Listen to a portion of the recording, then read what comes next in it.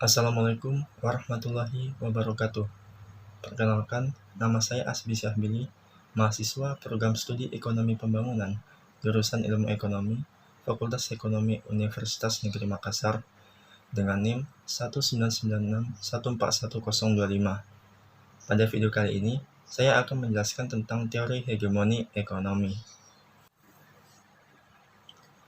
Jadi, hegemoni itu berasal dari bahasa Yunani, yaitu hegemonia, yang berarti memimpin. Hegemoni merupakan gagasan dari seorang filosof Italia yang bernama Antonio Gramsci.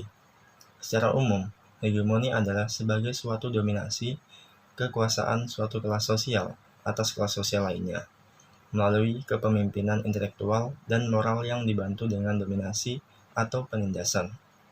Bisa juga hegemoni didefinisikan sebagai dominasi oleh satu kelompok terhadap kelompok yang lain, dengan atau tanpa ancaman kekerasan, sehingga ide-ide yang ditekan oleh kelompok dominasi terhadap kelompok yang dikuasai diterima dengan sesuatu yang wajar dan tidak mengekang pikiran.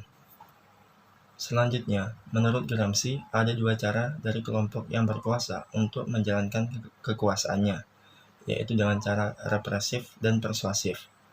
Cara kekerasan yang dilakukan oleh kelompok yang berkuasa disebut dengan dominasi, sedangkan cara persuasifnya dilakukan dengan cara yang halus melalui konsensus dengan tujuan untuk melanggengkan dominasinya, tanpa mendapatkan perlawanan. Tujuan dari hegemoni pertama yaitu untuk menciptakan kemenangan kelas yang berkuasa yang didapatkan melalui mekanisme konsensus berbagai kekuatan sosial politik. Kedua, meletakkan kekuatan ide dan kesadaran kolektif sebagai penggerak perubahan sosial. Dan yang ketiga, pengubahan kesadaran, pola pikir, pemahaman dan persepsi masyarakat tentang dunia, serta mengubah norma perilaku moral mereka. Ada 3 tingkatan hegemoni, yaitu hegemoni total atau integral, ditandai dengan afiliasi massa yang mendekati total. Masyarakat menunjukkan tingkat kesatuan moral dan intelektual yang kokoh, yang tampak dari hubungan organis pemerintah dan yang diperintah. Hubungan tersebut diwarnai kontradiksi dan antagonisme, baik secara sosial maupun etis. Hegemoni yang merosot atau decadent ditandai dengan adanya potensi disintegrasi atau potensi konflik yang tersembunyi di bawah permukaan. Artinya, meskipun sistem yang ada setelah mencapai kebutuhan dan sasarannya, tetapi mentalitas massa tidak sungguh-sungguh selaras dengan pemikiran yang dominan dan subjek hegemoni. Kemudian hegemoni minimum adalah hegemoni yang bersandar pada kesatuan ideologis antara elit ekonomi, politik, dan intelektual yang berlangsung bersamaan dengan keengganan terhadap setiap campur tangan massa dalam hidup bernegara. Kemudian konsep hegemoni.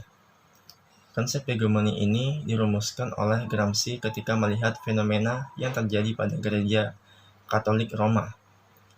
Gramsci melihat bahwa gereja Katolik Roma mempunyai suatu kekuatan ideologis yang sangat besar terhadap umat Katolik, yang secara sukarela mematuhi segala hal yang dikeluarkan oleh gereja Katolik Roma. Gramsci menyebutkan hubungan antara gereja Katolik Roma dengan umat Katolik bersifat mekanikal. Kemudian dia menyadari bahwa gereja Katolik Roma telah sangat berhasil dalam perjuangan untuk merebut dan menguasai hati nurani dan pola pikir para pengikutnya.